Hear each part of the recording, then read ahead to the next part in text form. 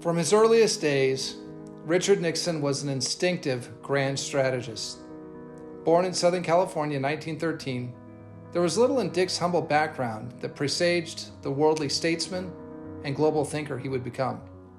But the young man on that small citrus farm that would become his home was a diligent student of history and geography. He had a logical mind with a visionary bent. He was intuitive.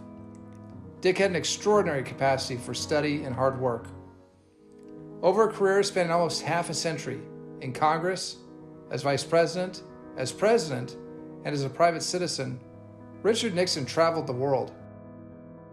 He corresponded with and met many of the world's leaders.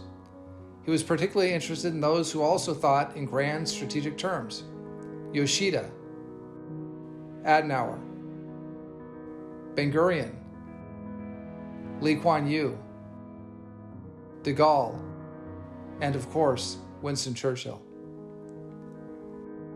In 1947, his first year in Congress, Nixon made dozens of speeches to convince his isolationist constituents of the importance of the Marshall Plan. That effort carried with it significant political risk. While he failed to change public opinion, Nixon was widely admired for the courage of his convictions, and at the next election, he ran unopposed. In 1967, Nixon wrote an article for Foreign Affairs, Asia After Vietnam.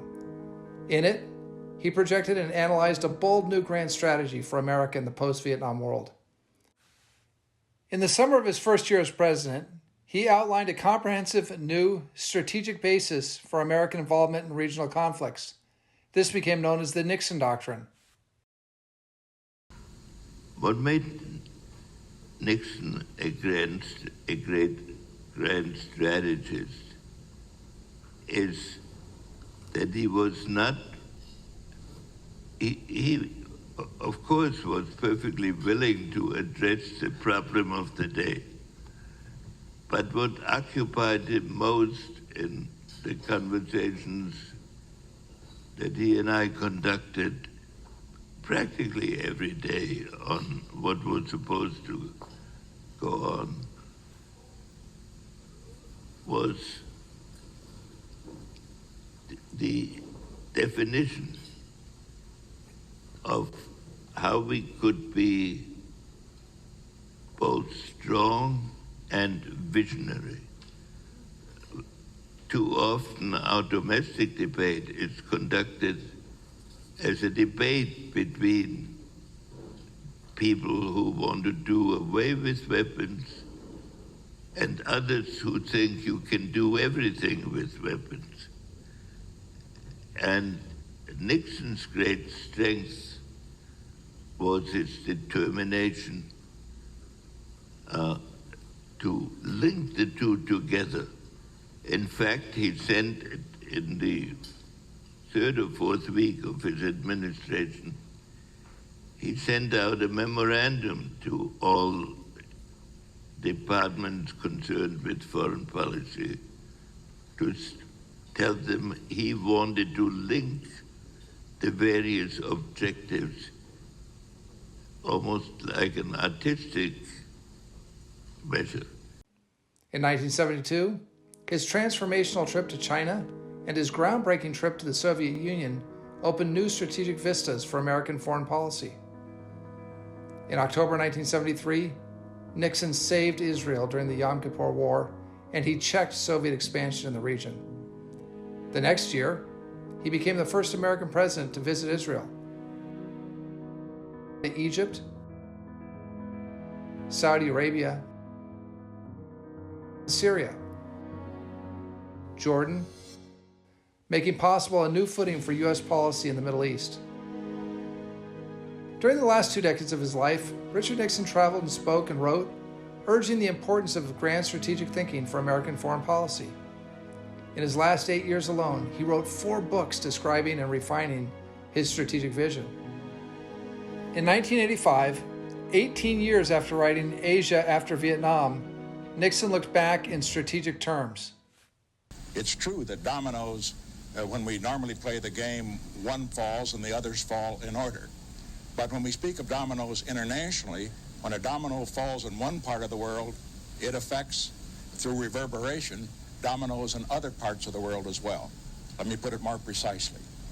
In addition to Cambodia and Laos, which have fallen, we have a situation where, as a result of what happened in Vietnam, the American defeat there and withdrawal, the victory by the communists, that the Soviet Union was emboldened, and the United States, in terms of its policies, was discouraged. And around the world, in Angola, Mozambique, Ethiopia, Nicaragua, the dominoes fell. And I say that was a direct result of the failure in Vietnam. In 1992, Nixon's analysis of the strategic situation in the new post-communist Russia was prophetic. Well, Russia at the present time is at a crossroads.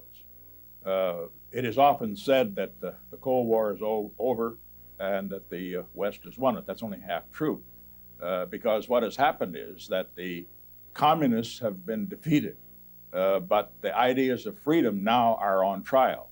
If they don't work, there will be a reversion to not communism, which has failed, but what I call a new despotism, which would pose a mortal danger to the rest of the world, because it would be infected with the virus of Russian imperialism, which of course has been a characteristic of Russian foreign policy for centuries. In 1993, he analyzed Asia after the Cold War. The 80-year-old elder statesman traveled to Russia and met with President Clinton on his return. He also visited Ukraine, Poland, the Czech Republic, Japan, Korea, and China that year. At the beginning of 1994, Nixon returned to Moscow. Back home, he made a long private and personal report to President Clinton. He gave a general description of the situation in a New York Times op-ed. Sadly, less than a month later, he was gone.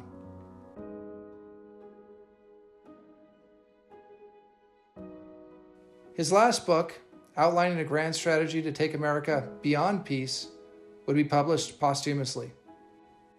Richard Nixon's legacy as one of America's foremost geopolitical strategists endures today.